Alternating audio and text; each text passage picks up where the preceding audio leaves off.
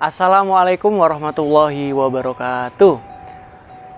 Selamat pagi dan salam sejahtera bagi kita semuanya. Alhamdulillahirabbil alamin, hamdan wa syukranillah, amma ba'du.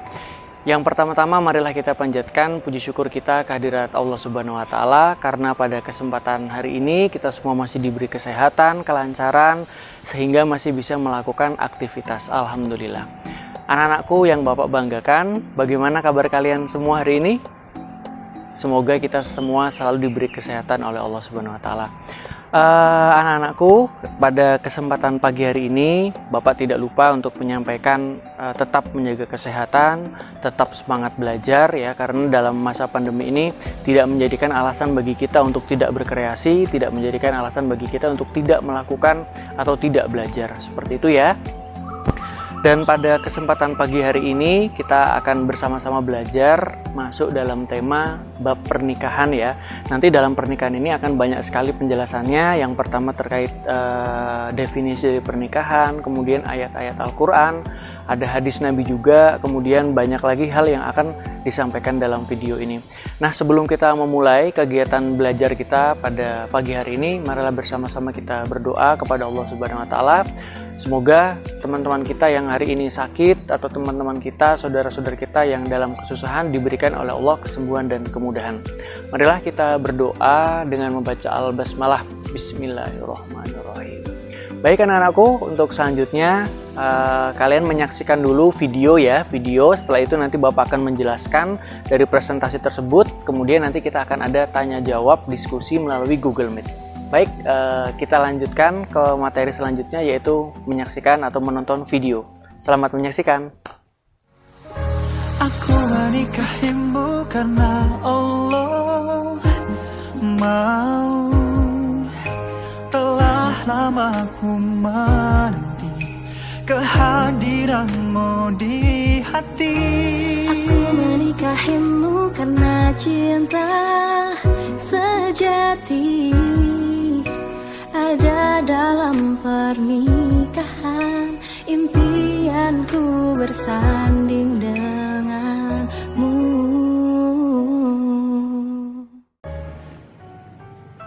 Assalamualaikum warahmatullahi wabarakatuh. Selamat pagi anak-anak, bagaimana kabar kalian semua? Semoga kita selalu diberikan oleh Allah Subhanahu wa taala kesehatan serta nikmat iman dan nikmat Islam.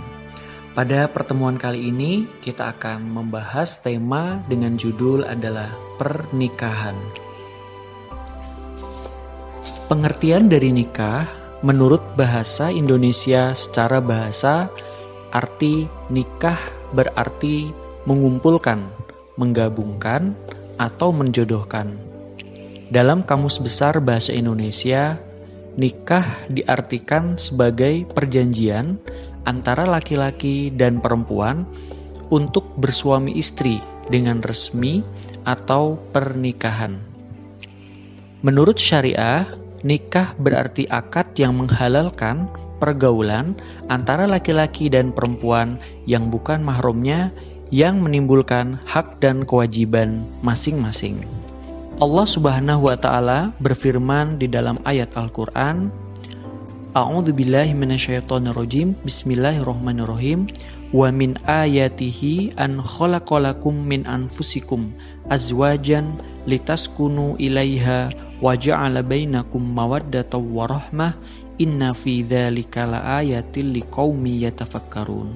Yang artinya, dan di antara tanda-tanda kekuasaannya ialah Dia menciptakan untukmu istri-istri dari jenismu sendiri, supaya kamu cenderung dan merasa tentram kepadanya, dan dijadikannya di antaramu rasa kasih dan sayang.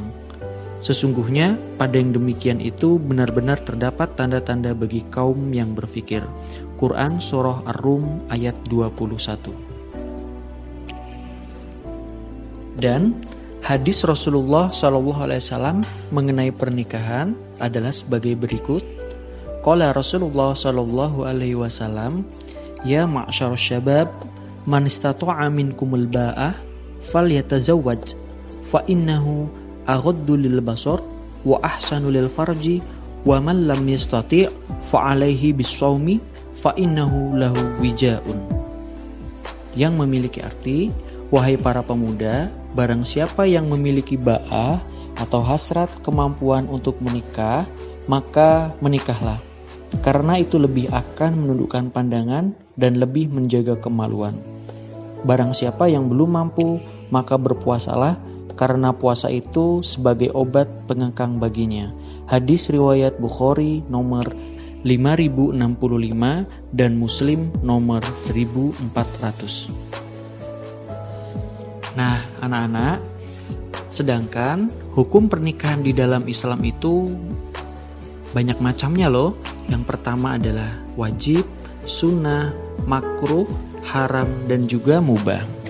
Marilah kita akan membahas satu persatu terkait hukum pernikahan itu sendiri. Yang pertama adalah hukum pernikahan sunnah, yang memiliki kategori bagi orang yang ingin menikah, mampu menikah, dan mampu mengendalikan diri dari perzinahan walaupun tidak segera menikah, maka hukum nikah adalah sunnah baginya. Dan yang kedua, bagi orang yang ingin menikah, mampu menikah, dan ia khawatir berbuat zina kalau tidak segera menikah, maka hukum nikah adalah wajib baginya. Dan yang ketiga, bagi orang yang ingin menikah tetapi belum mampu memberi nafkah terhadap istri dan anak-anaknya, maka hukum nikah adalah makruh. Dan yang keempat, bagi orang-orang yang bermaksud menyakiti pasangan yang ia nikahi, maka hukum nikah adalah haram baginya. Dan yang terakhir, yang kelima, bagi orang yang tidak khawatir akan melakukan zina jika tidak menikah atau tidak takut berbuat aniaya bila ia menikah, hal ini berarti mubah. Nah, selanjutnya adalah rukun nikah. Rukun nikah yang pertama adalah pengantin laki-laki, yang kedua adanya pengantin perempuan, yang ketiga wali, yang keempat dua orang saksi laki-laki, dan yang kelima adalah ijab dan qabul atau disebut dengan akad nikah. Mengenai mahar pernikahan, Allah Subhanahu wa taala telah menjelaskan di dalam Al-Qur'an, dalam Quran surah An-Nisa ayat 4 yang berbunyi, A'udzubillahi minasyaitonirrajim, Bismillahirrahmanirrahim, wa atun nisaa shadaqatuhinna nihlah fa in tibna lakum an syai'im minhu nafsan fakuluhu hani'am mari'a. Yang memiliki arti, berikanlah mas kawin atau mahar kepada wanita yang kamu nikahi sebagai pemberian dengan penuh kerelaan. Kemudian, jika mereka menyerahkan kepadamu sebagian dari mas kawin itu dengan senang hati, maka makanlah atau ambillah pemberian itu sebagai makanan yang sedap lagi baik akibatnya. Quran Surah An-Nisa ayat 4. Dalam penjelasan mahar pernikahan ini sudah jelas bahwasannya dalam agama Islam tidak ada batasan tertentu dalam menentukan mahar. Dalam Islam sendiri, mahar paling baik adalah mahar yang tidak memberatkan calon mempelai pria. Oleh karena itu, jika mempelai pria memberikan mahar dengan nominal yang cukup besar, maka sah-sah saja selama hal itu atau hal tersebut tidak memberatkan baginya. Aku menikahimu karena Allah mau. Telah lama aku menanti kehadiranmu di hati. Aku menikahimu karena cinta sejati ada dalam pernikahan, impianku bersanding denganmu. Nah anak-anak, itu tadi penjelasan tentang pernikahan ya. Jadi dalam video tersebut kita sudah menyaksikan bersama-sama yaitu tentang ayat Al-Quran, tentang penjelasan pernikahan ya dalam Quran surah Ar-Rum ayat 21. Dan yang kedua, di sana juga dijelaskan tentang hadis Nabi ya. Penjelasannya sangat jelas sekali bahwasannya menikah merupakan menjadi sunnahnya Nabi Muhammad SAW. Jadi dalam hadis lain pun dikatakan bahwasannya bukanlah dari golonganku apabila tidak mengikuti sunnahku. Nah, karena menikah ini juga merupakan sunnah Nabi, maka apa salahnya apabila kita melakukan pernikahan ini. Dalam video tadi juga dijelaskan terkait tentang 5 hukum nikah ya. Ada nikah itu bisa menjadi haram ya, bisa menjadi wajib, bisa menjadi makruh, sunnah, bahkan mubah. Nah, 5 keadaan inilah yang bisa menjadikan patokan bagi diri kita masing-masing ya, apakah sudah layak menikah ataupun belum. Ini sesuai dengan kondisi keadaan kita masing-masing. Untuk selanjutnya dalam materi yang kedua ini kita akan menyaksikan video tentang konsep ta'aruf dalam Islam. Bagaimana sih tata cara ta'aruf dalam Islam? Kemudian yang kedua juga ada pembahasan tentang 8 macam pernikahan yang dilarang dalam Islam. Nah, mari kita sama-sama menyaksikan video yang satu ini. Izinkan ku mengenalmu, agar keyakinanku padamu tumbuh dalam hati. Izinkan ku membaca kisahmu. Halo anak-anak, sekarang kita masuk materi selanjutnya ya, yaitu tentang ta'aruf dan pernikahan yang dilarang dalam Islam. Kalian tahu nggak sih apa itu ta'aruf dan bagaimana cara ta'aruf? Kalau belum tahu, yuk simak videonya ya. Ta'aruf dalam Islam memiliki beberapa cara atau beberapa langkah. Yang pertama adalah mendekati calon pasangan dengan mendekati orang tuanya ya. Karena seorang laki-laki dilihat dari keseriusannya, bukan dari perkataannya. Dan yang kedua adalah kenali keluarganya secara global. Mengenal di sini tidak hanya sekedar cukup tahu semata, tapi lihatlah secara seksama dari ayah mertua baik laki-laki maupun perempuan. Karena bisa jadi anakmu kelak tidak mewarisi wajah milik sang ayah, tapi bisa jadi dari kakek atau buyut. Yang ketiga adalah mengenali fisik. Kita tidak bisa melakukan ta'aruf jika tidak bertemu, dan Islam menganjurkan untuk melihat calon pasangannya. Namun tentu saja ya, yang diperbolehkan oleh syariat Islam. Aurat wanita adalah seluruh anggota badan kecuali muka dan telapak tangan. Maka bagi laki-laki yang hendak menikah, boleh melihat wajahnya dan tangannya saja, tidak lebih dari itu ya. Dan yang keempat, tidak boleh bertemu berduaan atau kholwat. Harus ada atau didampingi oleh pihak ketiga atau dengan saudara atau orang tuanya. Nah, yang menjadi pertanyaan selanjutnya adalah bagaimana sih cara kita memilih calon pasangan kita ya? Nah, anak-anakku jangan bingung ya, karena ada hadis Nabi yang selalu memandu kita agar kita selalu dalam jalan yang benar. Berikut ini adalah jawaban dari pertanyaan-pertanyaan tersebut ya. Hadis Rasulullah SAW dalam memilih pasangan, baik itu calon istri ataupun calon suami. Yang pertama adalah hadis Rasulullah dalam memilih pasangan calon suami. Qala Rasulullah SAW, kafa bil mar'i ithman ayyadhi'a mayyakut. Cukuplah seseorang itu berdosa bila ia menyanyiakan orang yang menjadi tanggungannya. Hadis riwayat Ahmad, Abu Dawud, Al-Hakim berkata bahwa sanad hadis ini sahih. Jadi ada 2 kriteria yang penting untuk diperhatikan, yaitu calon suami memiliki kemampuan untuk memberi nafkah lahir dan batin serta bimbingan agama. Karena memberi nafkah merupakan kewajiban seorang suami, dan suami yang memiliki agama yang kuat akan bisa membimbing istri dan anak-anaknya kelak. Dan yang kedua adalah hadis Rasulullah dalam memilih pasangan calon istri. Qala Rasulullah SAW, tunkahul mar'atu li arba, lima liha wali hasabiha wa jamaliha walidiniha fazfar bidzatid din tarobat iyadaka.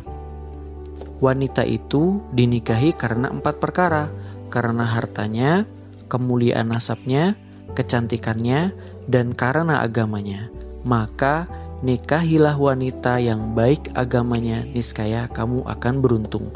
Dalam hadis ini menekankan ya bahwasannya yang poin nomor 4 bahwa seorang suami harus mencari istri yang baik agamanya karena niscaya kamu akan beruntung. Nah, selanjutnya adalah tentang pernikahan yang dilarang dalam Islam. Yuk kita lihat pernikahan apa saja sih yang dilarang dalam Islam. Nah, berikut ini adalah pernikahan yang dilarang dalam Islam. Yang pertama adalah pernikahan mut'ah. Yang kedua, pernikahan syigor. Yang ketiga, pernikahan muhallil. 4, pernikahan orang yang ihram. 5, pernikahan dalam masa iddah. 6, pernikahan tanpa wali. Ketujuh, pernikahan berbeda keyakinan atau agama. Dan 8, menikahi mahram. Nah, pada video kali ini Bapak tidak menjelaskan seluruhnya ya, tapi hanya menjelaskan pernikahan yang dilarang, yaitu adalah pernikahan dengan wanita kafir. Kemudian untuk poin yang lainnya nanti bisa kita bahas dalam grup diskusi melalui Google Meet atau yang lainnya.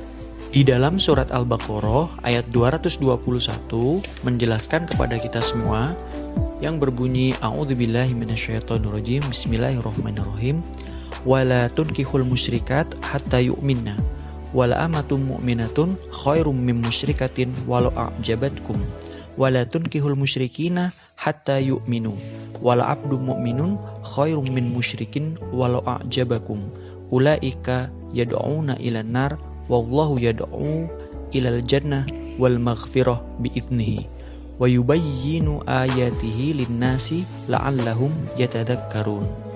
Artinya, dan janganlah kamu menikahi wanita-wanita musyrik sebelum mereka beriman. Sesungguhnya wanita budak yang mukmin lebih baik dari wanita musyrik, walaupun dia menarik hatimu. Dan janganlah kamu menikahkan orang-orang musyrik dengan wanita-wanita mukmin sebelum mereka beriman. Sesungguhnya budak yang mukmin lebih baik dari orang-orang musyrik, walaupun dia menarik hatimu.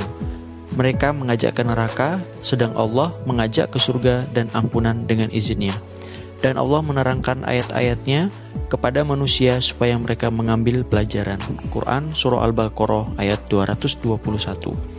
Dalam ayat ini jelas bahwasannya Allah Subhanahu wa taala melarang kepada kita semua agar tidak menikah dengan wanita-wanita kafir atau orang-orang di luar kepercayaan atau berbeda agama, kecuali dengan ahli kitab, walaupun mereka menarik hatimu, karena pada prinsipnya mereka mengajak ke neraka sedangkan Allah mengajak ke surga dan ampunan.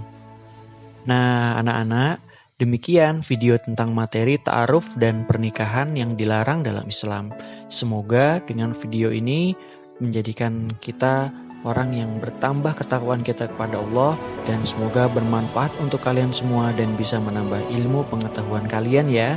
Sekian dan terima kasih. Wassalamualaikum warahmatullahi wabarakatuh. Izinkan ku mengenalmu agar keyakinanku padamu tumbuh dalam hati. Izinkan ku membaca kisahmu agar aku bisa mengerti siapa dirimu. Nah, itu tadi video tentang konsep ta'aruf ya, konsep ta'aruf dalam Islam, dan juga 8 hal yang dilarang dalam Islam, khususnya dalam pernikahan yang dilarang dalam Islam. Ada 8 hal. Salah satunya tadi adalah pernikahan beda agama. Tadi sudah Bapak jelaskan ya sedikit tentang pernikahan tersebut. Masih ada 7 pernikahan lagi yang mana akan kita bahas nanti melalui diskusi Google Meet ataupun Google Form. Ada juga beberapa nanti yang Bapak jadikan tugas individu untuk kalian semua. Dan dalam konsep ta'aruf tadi kita sudah sangat jelas ada 4 hal ya yang menjadikan landasan kita ta'aruf. Di sana tidak boleh berkholwat atau menyendiri ya, menyendiri laki-laki perempuan tanpa adanya mahram yang lainnya. Seperti itu. Kemudian bagaimana sih cara mengenali wanita ya? Jadi ada batasan-batasan tertentu bahwasannya aurat wanita adalah seluruhnya kecuali wajah dan telapak tangan. Jadi dalam perkenalan pun ini kita harus ada namanya mahram atau orang tua, baik dari yang putri atau saudara-saudara dari yang putri tersebut. Begitu ya. Bapak kira untuk penjelasan di video kedua ini sudah jelas. Selanjutnya nanti Bapak akan membagikan materinya melalui PJ Agama Islam masing-masing. Kemudian bisa dijadikan bahan diskusi. Kemudian kita akan melakukan ulangan dan juga soal-soal yang mana bisa menjadikan kalian lebih paham dengan materi-materi yang Bapak sampaikan pada hari ini.